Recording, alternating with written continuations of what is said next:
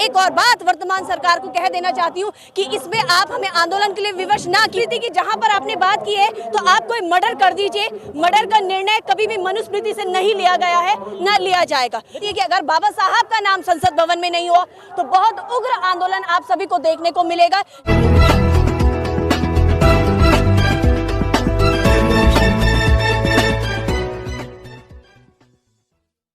उसका नाम बाबा साहब के नाम पे रखा जाए, क्या संभव है ये?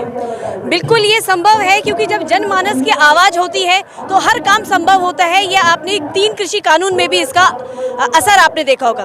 रही बात, जैसे आपने पूछा कि आज जो ये महारैली का आयोजन है, क्या ये बाबा साहब के नाम पर होना चाहिए या नहीं, तो इसमें मेरी सिर्फ एक ही मांग है कि सिर्फ और सिर्फ बाबा साहब के नाम पर होना चाहिए। जिस प्रकार खेल रत्न राजीव गांधी से मेजर ध्यानचंद ही सुशोभित होता है, इसी प्रकार संविधान का जो मूल आधार, जो संविधान की आधारशिला है, वो डॉक्टर BR अम्बेडकर के द्वारा लिखी गई है, तो उनके समतुल्य कोई दूसरा नाम नहीं है। तो ये हम लोगों की मांग है कि बिल्कुल जो नई संसद भवन है उसका नाम सिर्फ और सिर्फ डॉक्टर भीमराव अम्बेडकर होना चाहिए।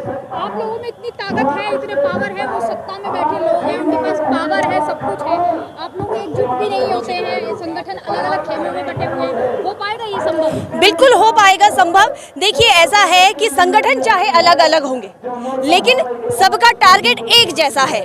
और मैं नहीं समझती हूँ कि इस मुहिम के लिए हमें किसी एक संगठन की आवश्यकता है। इस मुहिम के लिए भारत के हर एक नागरिक की आवश्यकता है, चाहे आप हो कोई भी हो, क्योंकि जो संविधान भारत रत्न द्वारा लिखा गया है वो सिर्फ और सिर्फ दलितों के लिए नहीं है, महिलाओं के लिए नहीं है, किसी लेबर के लिए नहीं है, वो भारत के हर एक नागरिक के लिए है। तो ये आपका भी दायित्व बनता है कि जिस व्यक्ति ने आपको नियम कानून का संविधान दिया है, आप भी उसके लिए अपनी आवाज उठाइए। तो इस काम के लिए किसी विशेष संगठन की कोई आवश्यकता नहीं है। आप संविधान संसद का नाम की बात कर रही है, लेकिन अडानी अंबानी को सारा प्राइवेट सेक्टर कर दिया गया है, सारे सरकारी जितने भी थे ठेके दे दिए गए, ठेके में बदल दिए गए। आप अभी तक ये इसी पे अटके हुए हैं।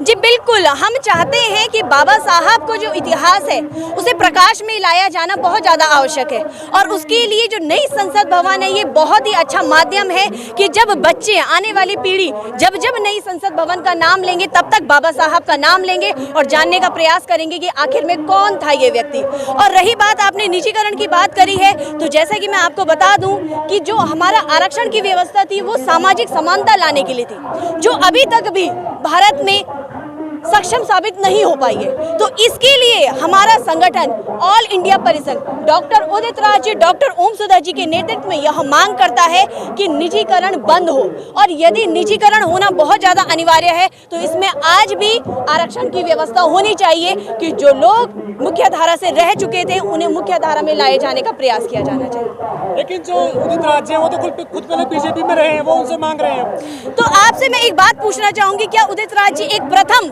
और अंतिम व्यक्ति है कि जो बीजेपी से कांग्रेस या कांग्रेस से बीजेपी में गए? मैं आपसे ये सवाल पूछना चाहूंगी।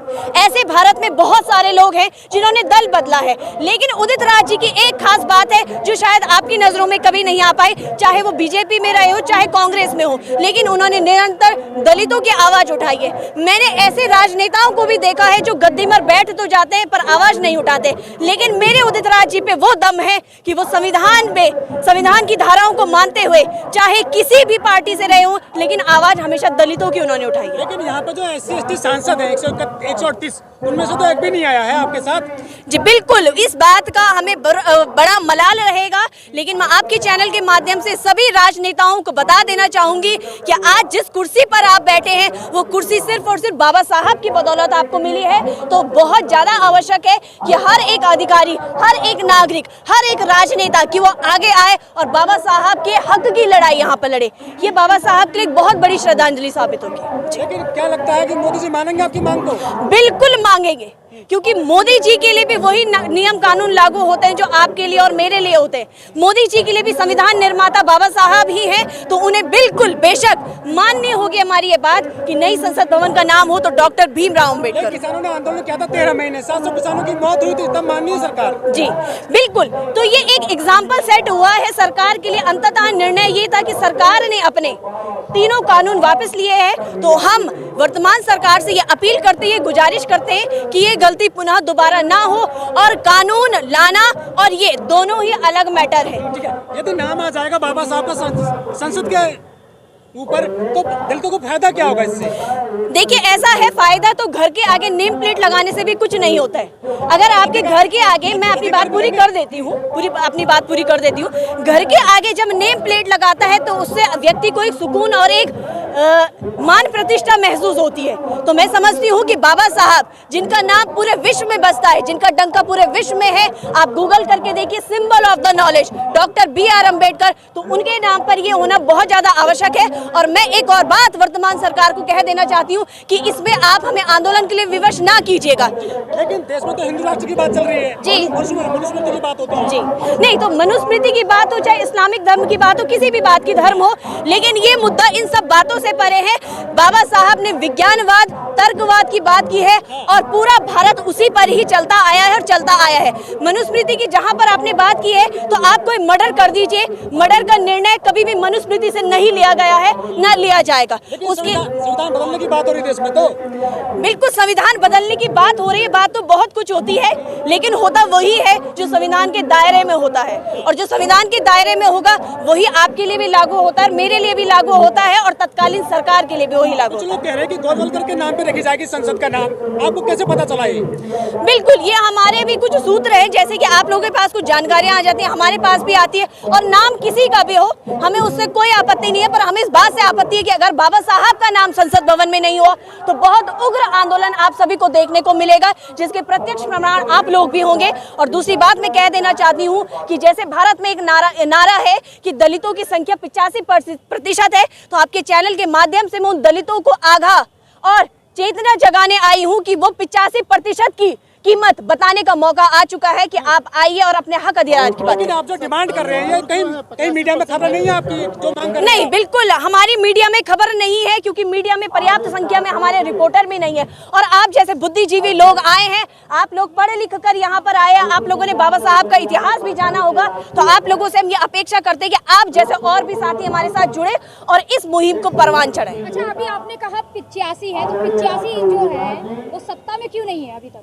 बिल्कुल सत्ता में नहीं है, क्योंकि उसके बहुत सारे कारण हैं। हमारे लोग तो आज भी इस मुहिम में आगे नहीं आए, क्योंकि कहीं ना कहीं उन्हें सामाजिक मतभेद का सामना आज भी करना पड़ता है। आप शहरों में जाइए तो हम शहरों में कहते हैं कि अब जातिगत भेदभाव नहीं होता है, पर जातिगत भेदभाव तब होगा कि जब आप शहरों में अपनी असलियत के साथ रहेंगे। शहरों में आके लोग कास्ट बदल देते हैं, अपनी पहचान छिपा लेते हैं, तो कहीं ना कहीं समाज में जब इंद्र सिंह मेघवाल जैसा केस हो सकता है, हमारे उत्तराखंड में एक सूखी ढांग का केस हुआ था कि जहां पर भोजन माता अनुसूचित जाति की होने पर, आप लोगों ने भी वो खबर देखी क्योंकि बच्चों ने खाने का बहिष्कार कर दिया।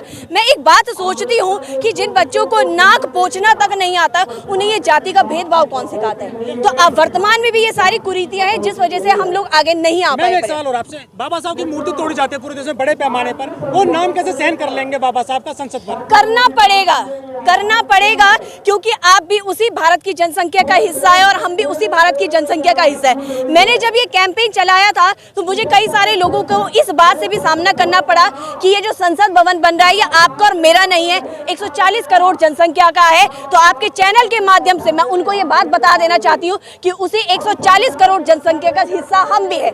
डिसीजन क्या होगा ये हमें नहीं मालूम है, पर हमारे पसीने के हर एक बूंद सिर्फ और सिर्फ बाबा साहब के लिए पुकार करती है कि नई संसद भवन का अगर ललाट चमकेगा तो सिर्फ और सिर्फ बाबा साहब के नाम पर चमकेगा। सरकार नहीं मानते तो कहाँ तक जाएगा आपका आंदोलन?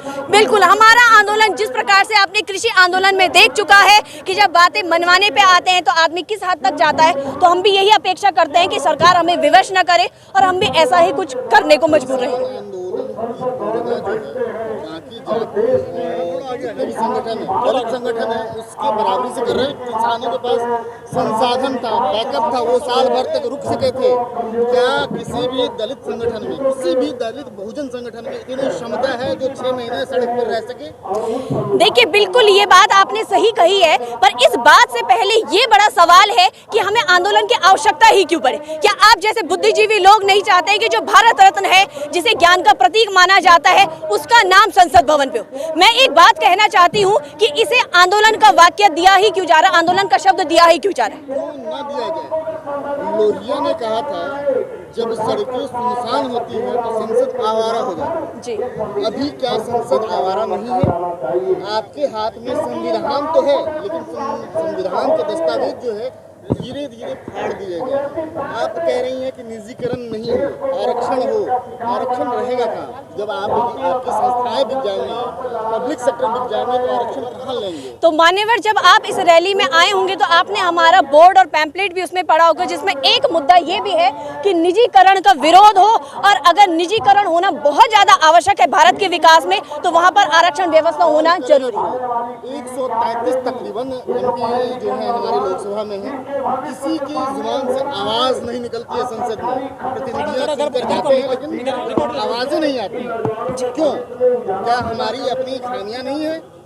बिल्कुल, जो खामियां हैं उन खामियों को दूर करने के लिए आप जैसे चैनल है, आप जैसे कैमरे हैं कि जिन तक हम अपनी बातों को पहुंचा पाएंगे। ये किसी भी व्यक्ति के लिए संभव नहीं है कि भारत की 140 करोड़ जनसंख्या के पास जाए, घर घर जाए और उन्हें चेतना दे सके। उसमें आप लोगों की अहम भूमिका रहती है। तो आप लोगों के चैनल के माध्यम से मैं आप लोगों से भी आग्रह करना चाहूंगी कि आप लोग जिस दिन अपनी भूमिका को साकार साबित करेंगे तो उस दिन भारत में ये चेतना भी आएगी और लोग अपने हक अधिकारों के लिए खुलकर लड़ पाएंगे। लेकिन जो बीजेपी में